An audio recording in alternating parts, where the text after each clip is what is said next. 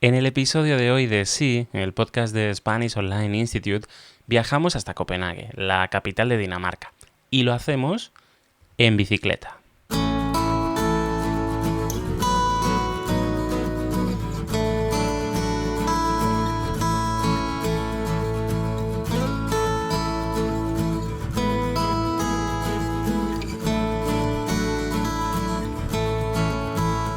El Departamento de Desarrollo Urbano y Movilidad del Ayuntamiento de Copenhague estableció los siguientes objetivos para el año 2025.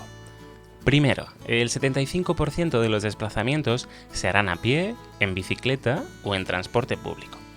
Segundo, el 50% de los desplazamientos para ir al trabajo o a estudiar se harán en bicicleta. Tercero, se espera un aumento del 20% respecto al número total de usuarios de transporte público respecto a las cifras del año 2009. Cuarto, el transporte público deberá tener una huella de carbono cero. Quinto, entre el 20 y el 30% de los vehículos ligeros deberán usar nuevos combustibles. Y sexto y último, entre el 30 y el 40% de los vehículos pesados también deberá usar nuevos combustibles.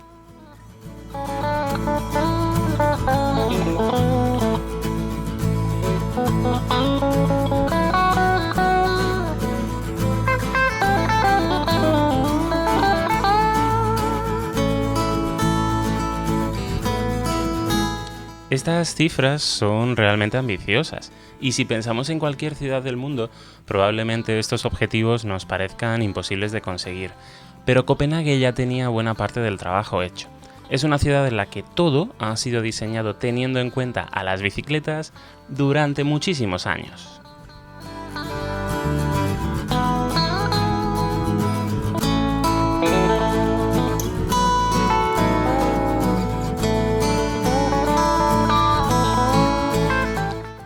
El primer carril bici oficial de Dinamarca se construyó en Copenhague en 1892. Es decir, a finales del siglo XIX ya estaban pensando en vías de transporte específicas para bicicletas. En la década siguiente, la ciudad pasó de contar con 2.500 bicicletas hasta llegar a las 80.000. ¿Por qué destacamos este dato?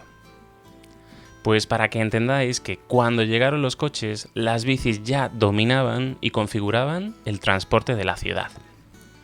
De todos modos, tras la Segunda Guerra Mundial, el uso del coche se extendió por todo el país, al igual que ocurrió en el resto del mundo, industrializado y desarrollado.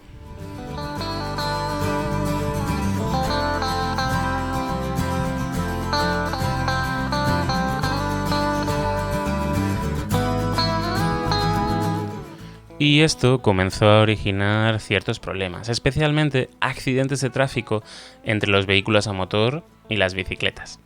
Además, en los años 60, Dinamarca fue uno de los países pioneros en mostrar preocupación por la contaminación. Pero lo que de verdad llevó a las bicicletas a recuperar su posición dominante en las calles de la ciudad fue la crisis del petróleo de los años 70. Esta crisis hizo que se asentara en la población una conciencia verde y la necesidad de liberarse todo lo posible de la dependencia de un petróleo que Dinamarca no poseía de forma natural.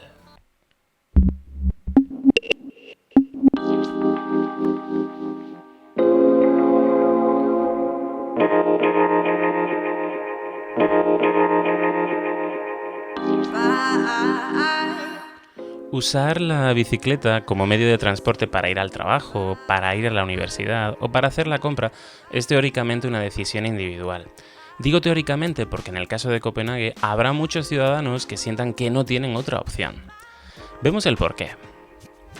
La clave del éxito de la bici en la capital de Dinamarca se debe a la apuesta pública del vehículo de dos ruedas como medio de transporte y a la inversión pública realizada para que pueda ser competitivo. Además de carriles bici, hay autopistas de bicicletas que cruzan de punta a punta la ciudad, planeadas para mantener velocidades de 20 km/h. En ellas la idea es simple, se coordinan los semáforos con los ciclistas, de manera que si circulan a una velocidad constante de 20 km/h, encontrarán todos los semáforos en verde en las horas punta de acceso a la ciudad.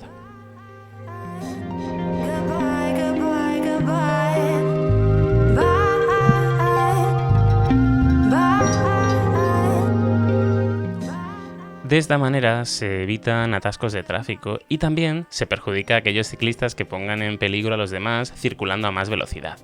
Estas ciclovías conectan centros de trabajo, centros de estudio y áreas residenciales.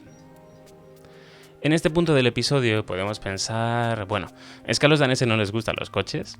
La decisión de priorizar la bicicleta puede estar condicionada por dos factores diferentes a los comentados hasta ahora.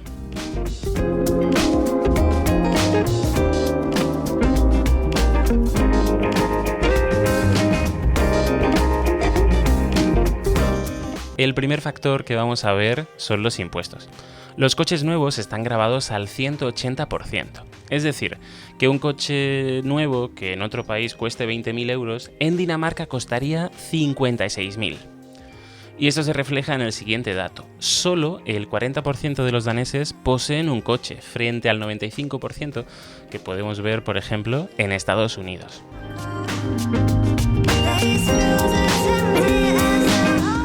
El segundo factor es el tiempo. Y no nos referimos al tiempo atmosférico, que haría pensar a muchos que el clima de Copenhague no es el idóneo para ir en bicicleta. Las estadísticas dicen que el 80% de los daneses usan la bici con la misma frecuencia en invierno que en verano. En este caso, la clave está en utilizar un buen equipamiento. Así que cuando hablamos del tiempo como factor, nos referimos al tiempo de transporte. Un ejemplo. Si para realizar el mismo trayecto de unos 5 kilómetros tardas 37 minutos en coche y solamente 13 en bici, al final vas a optar por la bici. Puede parecer exagerado, pero es un trayecto real entre dos puntos de la ciudad. Todo está diseñado para las bicicletas, de forma que el coche pasa a ser prácticamente un lujo, y en cuestión de tiempo, un lujo lento y poco práctico. No hace falta ser ecologista para apostar por la bici, y mucho menos ser de izquierdas, como muchos se empeñan en señalar. En Copenhague van en bici porque es más fácil, más rápido y hacen ejercicio. Es lo que piensan los habitantes de la ciudad, y es que facilidad, ahorro de tiempo y ejercicio físico fueron las respuestas más repetidas en una encuesta realizada en 2018 sobre el uso de la bicicleta en la ciudad.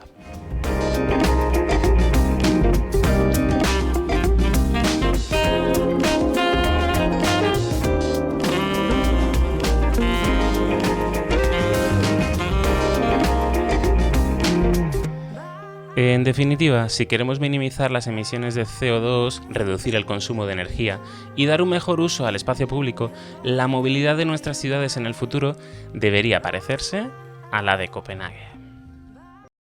Y ahora, como en todos los episodios, os planteo algunas preguntas como actividades.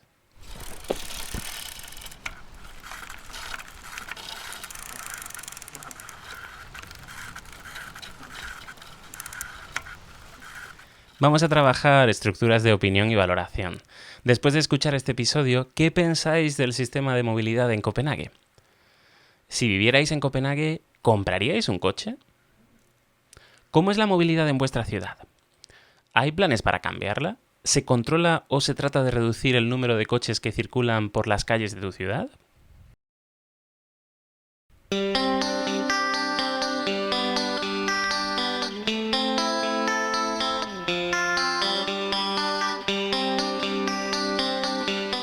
Bueno, antes de acabar el episodio, si has visto en nuestro canal de YouTube el vídeo en Copenhague, recordaréis que os prometí contaros una pequeña historia personal.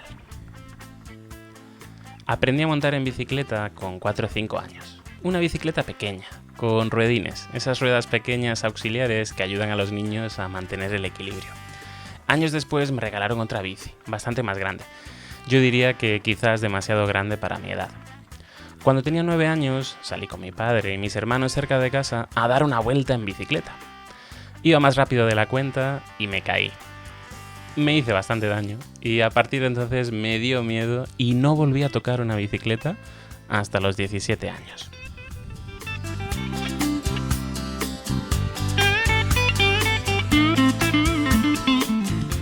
En ese momento estaba en Inglaterra, concretamente en Portsmouth, haciendo un curso de inglés.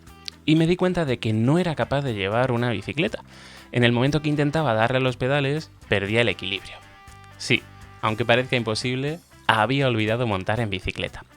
Desde entonces, uno de mis propósitos cada año nuevo era conseguir volver a montar en bicicleta. Pero cuando llegaba noviembre o diciembre tenía que escribirlo otra vez en la lista de cosas pendientes. Y así un año y otro, hasta que en 2015 me mudé a Hamburgo, Alemania. Y no tuve más remedio que volver a aprender, ya que la gran mayoría de mis amigos iban en bicicleta y era la forma más cómoda para desplazarse por la ciudad.